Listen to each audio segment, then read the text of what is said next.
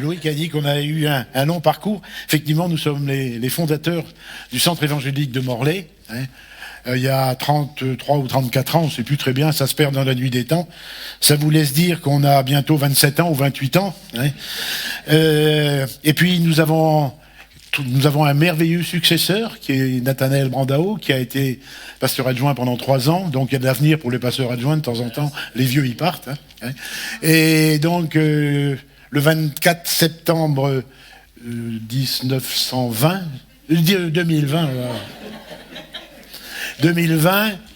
nous avons inauguré un nouveau local. Et j'ai inauguré ce local en apportant le premier message. Donc c'était bien, les travaux étaient faits, on a conduit tous les travaux, les formalités d'achat, puis on est parti. Et on est parti un peu brutalement parce que le Covid apparaissait déjà depuis longtemps. Alors on avait prévu une grande fête avec tous nos amis, puis je suis parti avec ma petite valise sans dire au revoir à personne, ça a été un peu compliqué. Et puis on a eu une année qui a été un peu désertique, parce que du jour au lendemain on n'avait plus de responsabilité, et on a rejoint l'église baptiste, au départ pour voir. Et puis petit à petit, le Seigneur nous a conduits à devenir membres de cette église, et on se réjouit. On se réjouit aujourd'hui de cette situation-là, parce qu'on n'intervient plus du tout dans notre ancienne église, si ce n'est que dans 15 jours, je vais être amené à y prêcher, mais c'est tout à fait exceptionnel. Notre souhait, c'était pas de rester, parce que je suis convaincu que, en plus, j'ai mauvais caractère, tout le monde le sait. En tout cas, merci Elie, parce que merci de m'aider là techniquement, déjà c'est important pour les vieux, tu sais. Et puis surtout, ta louange a été conduite par Dieu ce matin. Je me suis demandé à un moment si j'avais besoin de prêcher, parce que tu avais à peu près dit tout ce que j'avais à dire. Donc on va quand même essayer de dire quelque chose. Donc je vous disais qu'on est parti. Et ça a été une année où on s'est demandé ce qu'il fallait faire. Moi je prêchais pratiquement tous les dimanches. De temps en temps j'avais pas de prédicateur dans l'église, donc j'ai assumé la prédication, et je vous avoue que j'aime ça. Et vous savez que les prédicateurs, quand ils arrivent dans une église, quand ils sont de passage, ils disent tous qu'ils sont dans la joie d'apporter le message dans une église. C'est un peu une formule rituelle. Mais moi, je vous dis, je suis très heureux parce que j'ai pas beaucoup d'occasion de prêcher. C'est quelque chose, je suis en manque de prédication. Donc là, vous m'offrez le privilège de pouvoir prêcher. Alléluia. Plus de ses premiers disciples, vous êtes bien d'accord? Ils sont allés faire la fête à Cana quelques jours après. Et puis, on se rend compte quand même que dans les évangiles synoptiques, si dans l'évangile de Jean, on le voit intervenir auprès de Nicodème, auprès de la Samaritaine, ses disciples sont là. Mais j'ai vraiment le sentiment qu'il s'est passé à peu près une année au cours de laquelle Jésus a travaillé un peu seul, ses disciples existaient, mais l'appel à quitter tout, à quitter leur métier et à devenir pêcheurs d'hommes, c'est juste avant ce texte-là. Donc ça se situe à peu près 1 an après.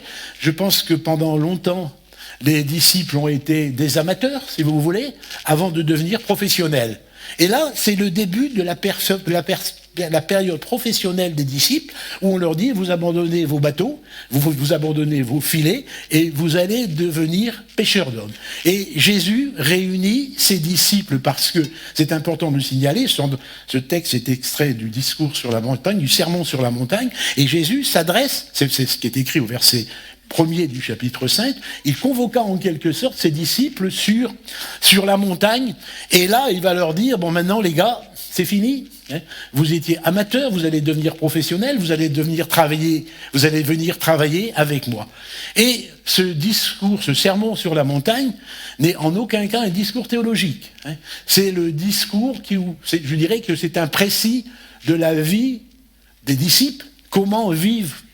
J'avais employé le terme chrétiennement parce que c'est inadapté pour eux. Comment vivre la vie avec Christ, et pour nous chrétiens aujourd'hui, comment vivre notre foi et notre vie courante.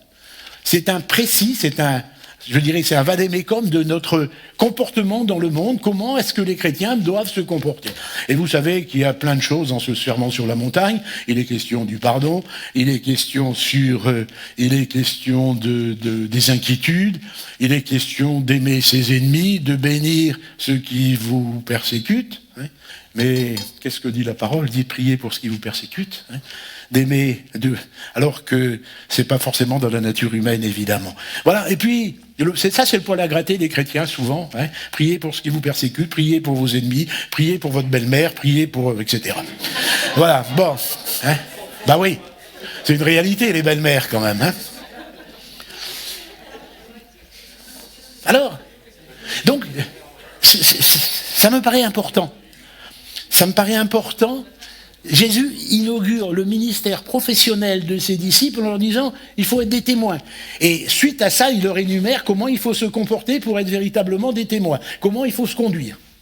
Et puis, vous remarquerez que Jésus conclut son ministère terrestre aussi par « allez, faites de toutes les nations des disciples, hein, enseignez-leur ce que je vous ai appris et allez et attendez, enseignez-leur ce que je vous ai appris et je suis cette promesse, je suis avec vous tous les jours jusqu'à la fin du monde, Matthieu 29, 18. Et puis vous connaissez également ce verset d'acte 1er, verset 8. Vous recevrez une puissance sur vous et vous serez des témoins à Jérusalem, en Judée, en Samarie et jusqu'aux extrémités de la terre. Et mes amis malouins, je suis fier parce que moi je suis plus aux extrémités de la terre que vous. C'est vrai, hein? Pénarbed. Hein? Alors, il faut peut-être m'excuser si je dis des bêtises. Hein? Alors, on va regarder ce texte un peu plus près. Et comme je vous le disais, est-ce que je pourrais avoir un verre d'eau, si c'est possible? La gorge un peu sèche. C'est vous. Hein? Je relis le verset 13. C'est vous qui êtes mes témoins. Alors, ça s'adresse bien entendu aux disciples, mais ça s'adresse aujourd'hui à nous. Nous, chrétiens. Vous savez que le terme de chrétien, on en trouve employé simplement 3 fois dans le Nouveau Testament. À Antioche, lorsqu'on parlera pour la première fois des chrétiens. Agrippa qui dira à Paul, est-ce que tu voudrais que je devienne chrétien? Et Paul dit, oui, ce ne serait pas une mauvaise idée. Et puis, troisièmement, c'est Pierre qui parle des chrétiens. Mais aujourd'hui, ce texte, c'est pour nous, nous devons être des témoins. Alors, on va essayer de voir comment est-ce qu'on peut être des témoins. C'est vous qui êtes le ciel de la terre, mais si le sel devient fade, avec quoi le salera-t-on? Il n'est plus bon qu'à être jeté dehors et foulé aux pieds des hommes. Alors, le sel, vous savez que dans le contexte de Jésus, de son époque, et on a toujours besoin de comprendre le contexte historique dans lequel les évangiles ont été écrits, les textes sacrés ont été écrits, le sel, à quoi servait le sel à ce moment-là? À conserver, merci. Hein. Jésus n'allait pas chez Castorama acheter un congélateur. Hein. Ça servait à conserver. Et le sel, ça sert à conserver quoi pour nous chrétiens?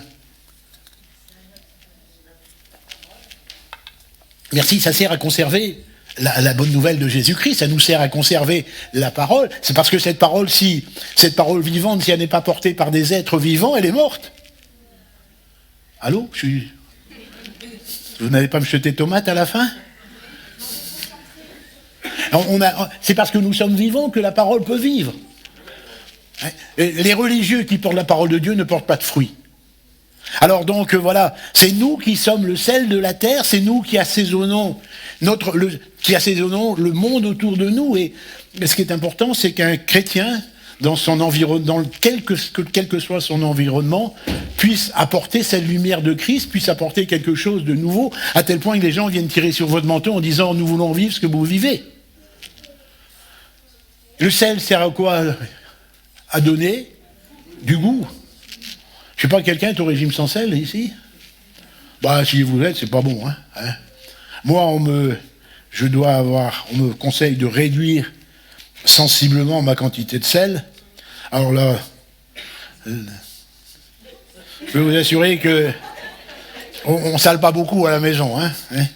Alors, on sale pas beaucoup, et puis, on me regarde, hein. On me regarde pour voir si je rajoute pas de sel. Et quelquefois, je passe derrière la cuisine et je vais saler discrètement sans qu'on me voie. Parce que quand la nourriture sans sel n'a pas de goût. Et honnêtement, mes amis, est-ce qu'une vie chrétienne, une vie sans le sel de la parole de Dieu a beaucoup de goût? Ben, moi je trouve pas, parce que quand je compare ma vie à ce qu'elle était avant, par rapport à ce qu'elle est aujourd'hui, malgré les quelques années que j'ai pris depuis, il n'y a pas de comparaison.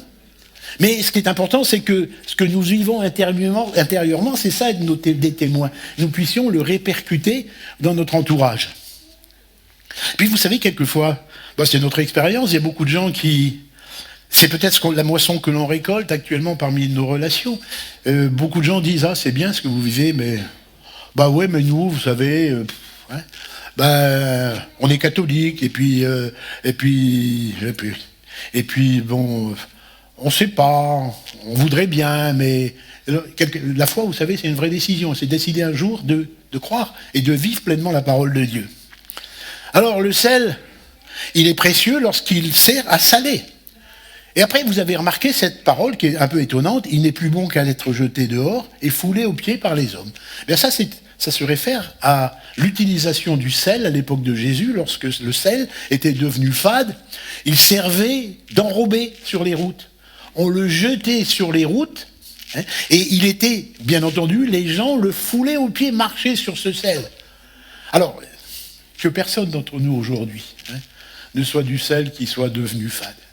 Alors peut-être que, moi je ne vais surtout pas être dans une situation d'accusation, peut-être que l'un d'entre vous, ça m'est arrivé dans ma vie, même en tant que pasteur, de voir peut-être que mon engagement peut-être faiblissait. Celui qui dit, le chrétien, la personne qui dit qu'il a toujours une croissance régulière dans sa vie chrétienne, c'est un menteur, faut pas. La vie chrétienne, c'est souvent ça. On progresse, mais on progresse, on recule d'1 mètre, on avance de 5. Et aujourd'hui, je crois que c'est important. Peut-être que quelqu'un a besoin d'être renouvelé. Moi, ce que je peux vous assurer, c'est que le Seigneur, il ne faut jamais se décourager. Et que si vous êtes aujourd'hui un peu au fond de la vague, un peu au fond du creux, du trou, c'est pas compliqué. Seigneur, je veux repartir à zéro. Je veux repartir avec toi. Je veux quitter un peu cette fadeur spirituelle dans laquelle je suis, et je veux continuer à avancer. Amen. Alors qu'on ne se décourage jamais. Parce que la dernière promesse de Jésus, j'en ai parlé tout à l'heure, je suis avec vous tous les jours jusqu'à la fin du monde. Et puis le Père, merci. Quelqu'un a rappelé ce matin que le Père, c'était Luc 15, c'était le Père du Fils prodigue, il attendait sur le bord de la route. Parce que si j'étais touché par les chants d'Élie, j'étais aussi touché par vos prières, qui allaient un peu dans le sens de cette prédication. Et c'est important. Et qu'est-ce qu'on va annoncer ? Qu'est-ce qu'on va annoncer ? J'en reparlerai tout à l'heure. Alors, ce qui est important, c'est que notre foi puisse impacter notre environnement, que notre joie doit impacter notre environnement. Et puis, quand même, je l'ai prêché pendant tellement d'années, que si nous voulons vivre une foi vivante, il faut que cette foi soit soutenue par la parole de Dieu. Jésus reprendra Deutéronome 8.3, l'homme ne vivra pas de pain seulement, mais de toute parole qui sortira de la bouche de Dieu. Et peut-être que là aussi, on est un peu en panne dans la lecture de la parole, et je crois que le Seigneur ce matin nous encourage à un peu de discipline dans nos vies, parce que quelquefois, on n'a pas tous les jours envie de lire la Bible. Moi, il y a des jours où j'ai pas envie de lire la Bible. Pourtant, je devrais être le pasteur irréprochable qui lit la Bible 50 chapitres par jour. Mais quelquefois, j'ai pas envie. Et par contre, je me discipline un peu. Et puis, je peux vous dire une chose, que j'ai pas envie, mais quand je commence à lire la parole de Dieu, je sens quelque chose qui coule dans mon cœur. Ça me réjouit, ça me fait du bien. Et je me dis quand même, j'ai eu raison de me donner un petit coup de pied au derrière, pour lire la parole de Dieu. Alors, si vous n'avez pas toujours envie de lire la parole de Dieu, c'est normal. Ça ne veut pas dire que vous n'êtes pas spirituel, ça veut dire tout simplement que vous êtes des hommes et des femmes qui avaient un environnement, qui avaient besoin de vous cadrer, de vous discipliner. Mais par contre, c'est important que vous puissiez le faire, et vous allez remarquer que quand vous allez franchir ce cap, quelquefois un peu difficile, parce qu'on a plein de choses à faire. Alors moi, j'ai pas de problème, parce que dans notre église, on avait un verset fétiche, qui s'appelait Matthieu 6, 33, « Cherche d'abord le royaume de Dieu, et toute chose te sera donnée en plus. » Et souvent dans ma vie, j'ai envie de faire autre chose, j'ai autre chose d'urgent à faire, et puis ce verset, j'ai quelques versets comme ça dans toutes les circonstances de ma vie, ça s'appelle ça des flèches dans mon carquois, qui permettent justement de se recadrer et de se dire, bon, cette chose-là, c'est important, mais lire la parole de Dieu, c'est encore plus important. Et je peux vous assurer que même si on se force un peu de temps en temps, elle est pour nous du miel qui coule dans tout notre corps. Alors, comment est-ce qu'on peut gâter le sel ? Alors, d'abord, d'avoir un mauvais témoignage. C'est la pire des choses. C'est une des choses, c'est pas forcément la pire, une attitude morale douteuse. J'ai toujours eu beaucoup de mal dans mon église, moi, avec le travail dissimulé, qu'on appelle le travail au noir. J'ai jamais réussi pleinement, peut-être que ça parle à quelqu'un, à faire comprendre aux chrétiens que travailler au noir, c'était du vol social. Des tomates, bon. Parce que quand vous faites travailler quelqu'un au noir, oh, c'est pas grave, il fait faire mon jardin pendant 2 heures. Vous le privez de cotisation retraite, vous privez la sécurité sociale de cotisation. Donc, quelqu'un a dit ce matin aussi, soyons soumis aux autorités, mais soyons soumis aux règlements aussi de notre pays. Il y a un proverbe arabe qui dit, si tu bats ta femme tous les matins, si tu ne sais pas pourquoi, elle le sait. Quelle horreur. Quelle horreur. Comment voulez-vous être des témoins de l'Évangile si vous avez une mauvaise attitude dans votre famille, une mauvaise attitude avec vos enfants, une mauvaise attitude avec votre épouse? Vous savez, je suis conscient quelquefois que les pasteurs engagés dans le service de Dieu à fond, avec un cœur pour Dieu à fond, ont négligé, je connais, ont négligé leur famille, ont négligé leurs enfants, ont négligé leurs femmes, et les enfants à 20 ans se détournent de l'Évangile parce qu'ils disent mon père, je ne l'ai jamais vu, mon père c'est étranger, mon père s'est occupé de l'Église, s'est pas occupé de moi. Comme quoi, vous voyez, on peut avoir, même avec des fondements, des bons fondements, on peut avoir de mauvaises attitudes. Ce que j'ai appelé le chrétien ouin-ouin. Alors, vous connaissez Daniel Lecoq? Vous ne connaissez pas Daniel Lecoq? Bon, c'est pas grave. Il a fréquenté cette église à une époque. Alors, ces chrétiens qui se plaignent toujours. Et quelquefois, j'ai envie de dire, où est ton Dieu? Parce que l'apôtre Paul dit, réjouissez-vous toujours dans le Seigneur. Que votre joie, et il dit, je le répète, réjouissez-vous dans le Seigneur. Que votre joie soit connue de tous. Alors mes amis, je sais qu'on passe des moments difficiles, des moments compliqués. Mais combien, et là on a besoin de la parole de Dieu. On a besoin de la parole de Dieu encore qui va venir nous rassurer, qui va venir nous consoler, qui va nous venir sortir d'un état de difficile dans lequel on est. Mais si on donne autour de nous, alors c'est différent de se confier à quelqu'un, c'est de se dire voilà je vis ça. Mais si dans notre quartier, dans notre secteur, on est toujours à se plaindre, on dira où est ton Dieu? Ton Dieu qui donne la paix, qui donne la joie, où est-ce qu'il est?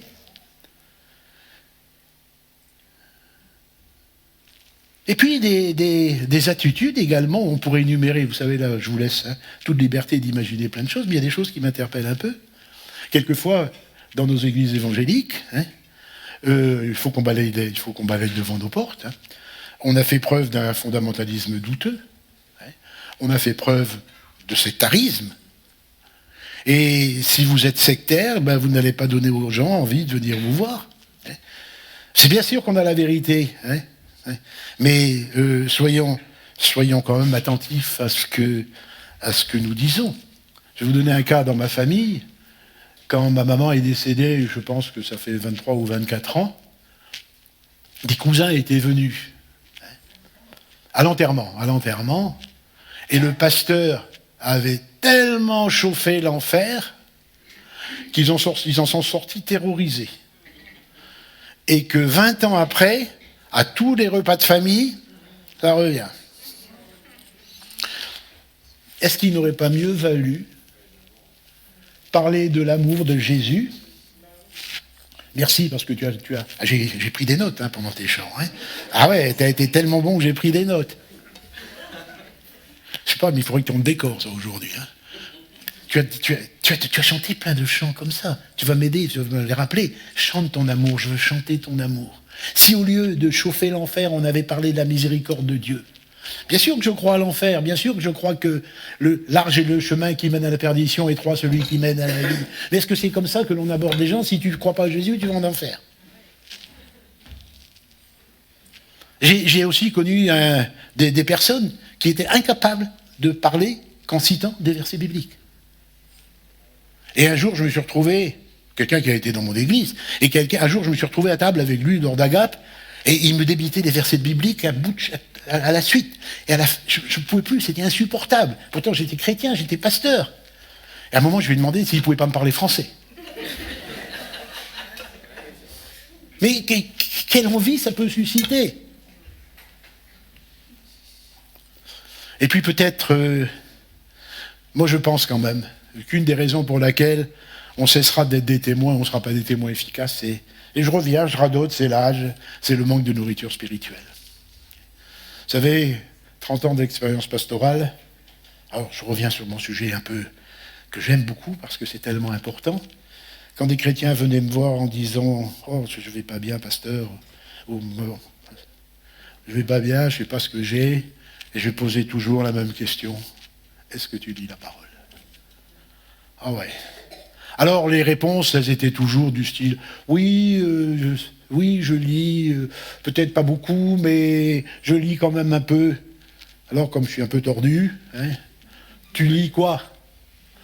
Ah ben, je lis un peu.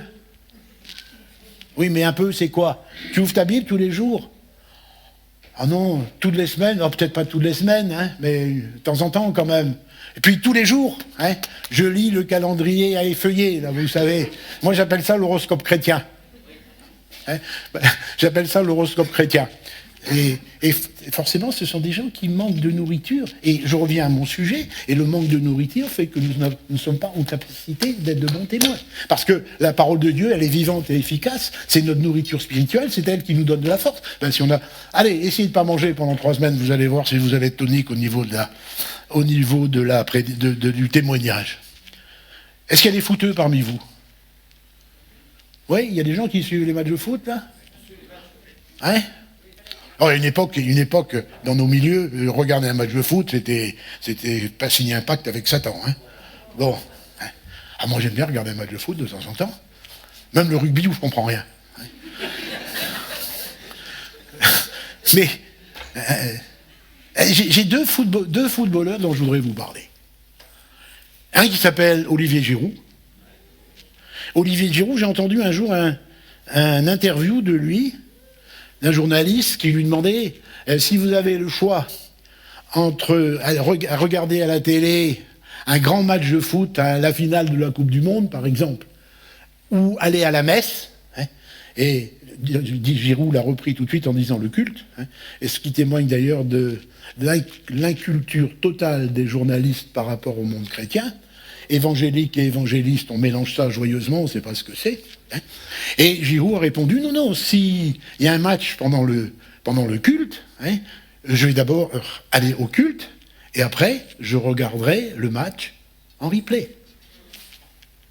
Et puis l'autre exemple, j'ai rien contre ce garçon, là, mais c'est Neymar, qui dit qu'il est chrétien. Apparemment, bon, il fait des œuvres chrétiennes, il entretient des orphelinats, c'est bien. Mais on le présente surtout comme un garçon qui a une vie un peu houleuse, hein, passant beaucoup de temps dans les boîtes de nuit, avec beaucoup d'alcool, hein, beaucoup de femmes, etc. Quel témoignage de la vie chrétienne peut-il véritablement apporter? Alors ça, c'est mon point de vue. Ça, ce premier verset, on aurait pu l'intituler, hein, le témoignage crédible. Alors on a un témoignage crédible. Maintenant, si vous voulez, la deuxième partie, je vais passer plus vite parce que je pense que j'ai déjà pris beaucoup de temps, non? Rassurez-vous, en général, je prêche 55 minutes. Parce que dans ma jeunesse, j'ai été prof et puis j'ai toujours calé mes prédications sur le temps d'un cours. Bon. C'est toujours le risque à ce moment-là que le poulet crame à la maison. Et voilà. Donc, deuxième texte, vous êtes la lumière du monde. C'est vous la lumière du monde. Est-ce que vous entendez ça, mes amis? Vous êtes la lumière du monde. Et là, vous avez une responsabilité énorme. Et est-ce que vous savez quand même que Jésus se qualifie lui-même comme la lumière du monde? En Jean 8, 12 et en Jean 9, 4, 5, il se qualifie comme la lumière du monde. Jésus vous qualifie comme lui se qualifie. C'est-à-dire que nous devons refléter la lumière de Christ.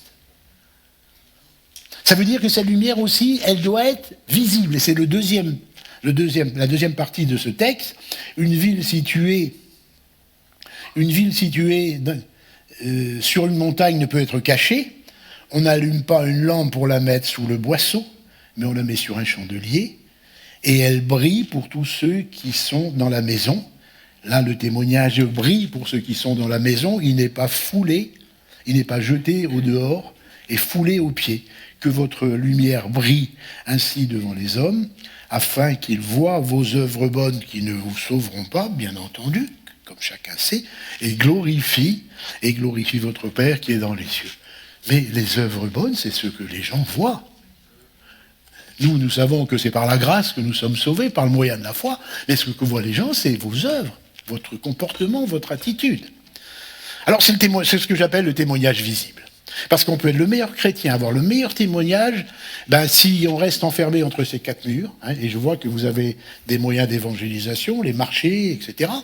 Et il y a toutes sortes de moyens d'évangélisation, à condition qu'ils respectent les gens et leur comportement et leur attitude. Ici, je trouve que c'est bluffant, ça. Jésus nous dit que vous, il dit à ses disciples, et donc il dit à nous, chrétiens, vous êtes la lumière du monde. Alors le diable vient dire, tu sais, est-ce que tu crois que tu es vraiment la lumière du monde? Tu étais de mauvaise humeur hier. Mais vous êtes la lumière du monde. Vous êtes la lumière du monde. Faisons taire l'accusateur des frères.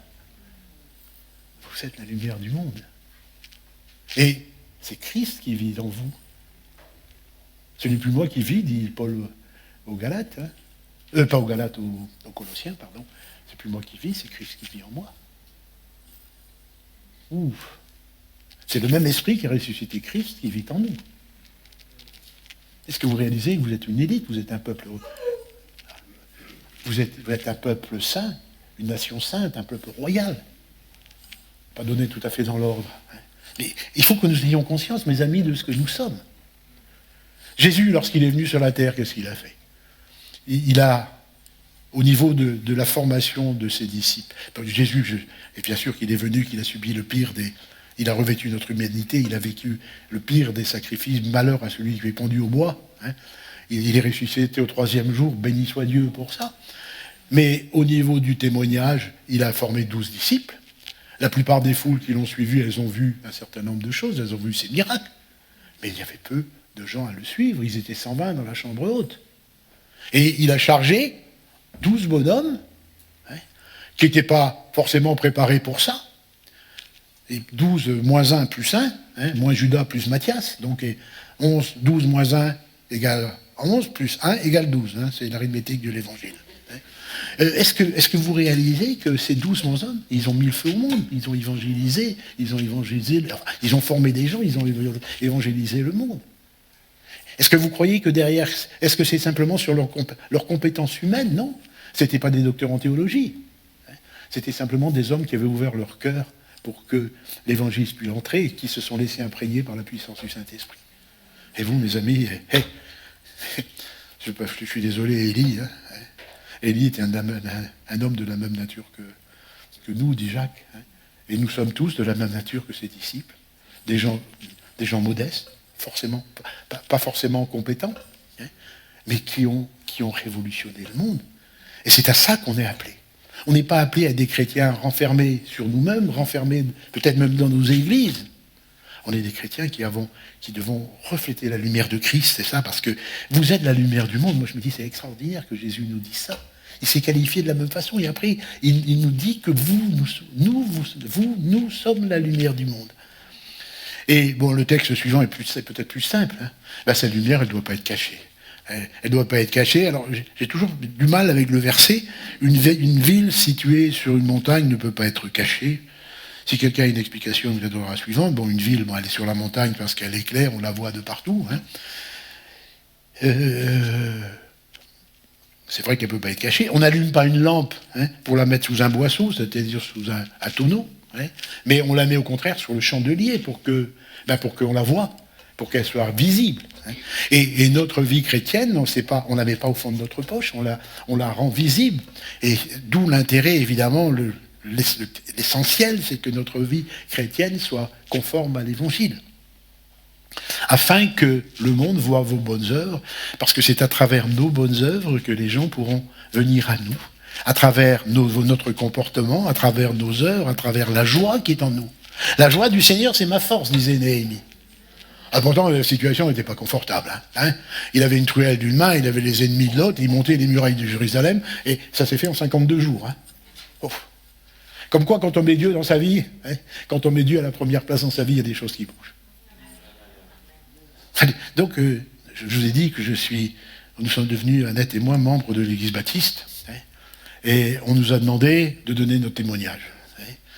Donc, j'ai dit à Alison, la pasteur, parce que nous, on a été pasteur, on est dans le vent, hein, yéyé, salut les copains, là, hein, et elle nous a demandé de donner notre témoignage. Alors j'ai commencé par lui dire, Alison, il faut 4 heures. Alors Alison, je l'ai vu. Hein. Alors on a négocié comme Genèse 19, s'y attendre juste en Sodome, etc., etc. Là. Et puis finalement, vous savez, elle nous a réduit à 10 minutes. Alors j'ai calculé 2 minutes, c'est 2,4% du temps que je lui réclamais. Parce que notre vie, elle est tellement pleine de la bénédiction de Dieu, des interventions miraculeuses de Dieu. Il nous faudrait des jours et des jours pour raconter tout ce qu'on a vécu. Dieu nous a sortis des situations les plus inextricables qui soient. Allez, j'ai envie de vous raconter une histoire. Quand on a acheté notre bâtiment, c'était quand même un budget qui chiffrait aux alentours de 500 000 €, c'est pas rien. Hein. Bon, j'avais négocié avec la banque, entre parenthèses, le dossier s'est monté avec une facilité extraordinaire, en 3 semaines on avait notre accord. Mais on avait monté un dossier de 63 pages pour argumenter quand même. Hein. Ah ouais, un peu quand même. Et Dieu nous a donné une intelligence et une capacité à agir. Moi, je n'aime pas le chrétien qui dit « je prie, j'attends que Dieu fasse tout hein. ». Quoi ah. Heureusement que j'ai un super assistant. C'est reparti. Et Élie, tu veux pas déménager? Je peux te faire embaucher à Morlaix. Hein. Et tout ça, c'est enregistré en plus. Filmé. Ah, bon. Donc, j'avais négocié avec la banque 6 mois de franchise de remboursement pour prendre un peu d'air. Et puis surtout, on avait l'ancien loyer à continuer à payer. Et quand c'était acté, et quand on est allé chez le notaire, signer à la fois l'acte d'achat et l'acte de prêt, la notaire nous dit, voilà, donc vous avez un différé d'amortissement. On a signé ça au mois de juin 2020. Et vous avez un différé total d'amortissement, intérêt et capital jusqu'au 1er janvier 2022. Annette et moi, on s'est regardés. On n'a pas dit non, c'était pas ça qui était prévu. Peut-être que je suis naïf, mais je me dis que Seigneur, comme tu es bon. Je ne sais pas comment ça s'est passé, le clerc de notaire a mal compris son acte, enfin, j'en sais rien. Mais moi, je suis conscient que Dieu a agi dans cette situation-là. Et en même temps, j'ai dit à mes petits camarades, attendez, maintenant, vous n'allez pas vivre sur un grand pied, mais vous allez mettre de l'argent tous les mois, et quand ils commencent à payer, ils ont 1 an et demi de capacité de remboursement d'avance. Et ça, c'est la bonne gestion, selon Dieu. Hein. L'or et l'argent appartiennent à l'Éternel, et il faut bien gérer l'argent de l'Éternel. Donc, voilà, petite histoire comme quoi Dieu intervient constamment dans nos vies. Et vous savez ce qu'il faut faire pour être encouragé, pour être fortifié? C'est tous les jours, regarder dans votre rétroviseur. Non pas pour revenir en arrière, mais pour voir ce que Dieu a fait. Et dans cette année de désert qu'on a traversée, Annette et moi, de désert, on n'était pas malheureux, mais c'était un peu compliqué quand même. Hein, parce que notre questionnement, c'est ce que j'ai dit tout à l'heure, qu'est-ce qu'on va faire hein? On ne va pas rester quand même à vieillir tranquillement entre nos pots de fleurs. Quoi. Et on passait énormément de temps. Tu te rappelles ça tu te rappelles ça. Et tout ça, ça générait en nous un chant de louange, de reconnaissance à notre Dieu. Et quand vous êtes dans cette situation-là, vous êtes beaucoup plus tenté d'aller témoigner et de dire ce que Dieu a fait dans vos vies. Amen. Bon, je crois que je vais... Alors, qu'est-ce qui peut nous empêcher de témoigner? Oui, il faut quand même que je donne quelques... Mais moi, ce que je veux dire ce matin, c'est que peut-être que quelques-uns d'entre vous ont besoin d'être interpellés par le Seigneur. Alors, surtout, pas de culpabilité. Hein. La culpabilité, c'est l'œuvre du diable, vous êtes bien d'accord? Mais Jésus, peut-être à travers mon intermédiaire ce matin, veut nous remettre en question. Moi, j'ai eu besoin de me remettre en question. Vous savez, c'est le lot de chacun. Vous ne vous sentez pas déconsidéré. Vous ne dites pas que je suis de mauvais chrétien. Simplement, aujourd'hui, c'est un jour nouveau. Amen. Voilà. Alors, qu'est-ce qui nous empêche souvent de témoigner? La pudeur. Une certaine pudeur. Qu'est-ce qu'on va penser de moi? Parce qu'il faut reconnaître que le monde n'est pas... En apparence, le monde est hostile à l'évangile. Mais quand on creuse un peu, encore une autre histoire. J'ai croisé l'autre jour en promenant mon coach sportif, ou plutôt étant promené par mon coach sportif, qui est mon chien. Je rencontre une personne que j'ai croisée dans des circonstances particulières. J'ai été dialysé, je suis greffé rénal, et c'était un médecin, avec qui j'avais de bonnes relations, et je la trouve sur le bord de la route. Elle était toute triste, et je lui demandais si elle allait bien. Elle m'a dit, j'ai perdu le soutien de ma vie. Et sur le coup, vous savez, quelquefois on est bête, on reste bête un peu, et puis une autre personne est arrivée, donc c'était pas propice à une discussion, puis je crois que j'étais un peu à court d'imagination. Voilà. Et je lui ai mis un mot dans sa boîte aux lettres, en lui disant en m'excusant un peu de mon attitude, et en disant qu'on était chrétien, qu'on voulait prier pour elle, mais que je lui demandais son accord. Elle nous a répondu par retour, par mail, dans la journée, qu'elle était athée. Qu'elle était profondément athée. Mais vous écoutez bien la suite. Je vous l'ai bien compris pour elle. Je vous l'ai bien compris pour elle. Donc, vous savez, il faut franchir quelquefois la difficulté. On était chez des cousins hier qui avaient entendu l'enterrement de ma mère. On leur a proposé de venir au culte, et ils ont dit « Ah non, jamais ». Ah non, jamais. Mais, vous savez, après tout, qu'est-ce qu'on risque? Se faire envoyer balader? Jésus, il a payé beaucoup plus cher à la croix. Je crois qu'il faut qu'on ait aussi ce courage d'être...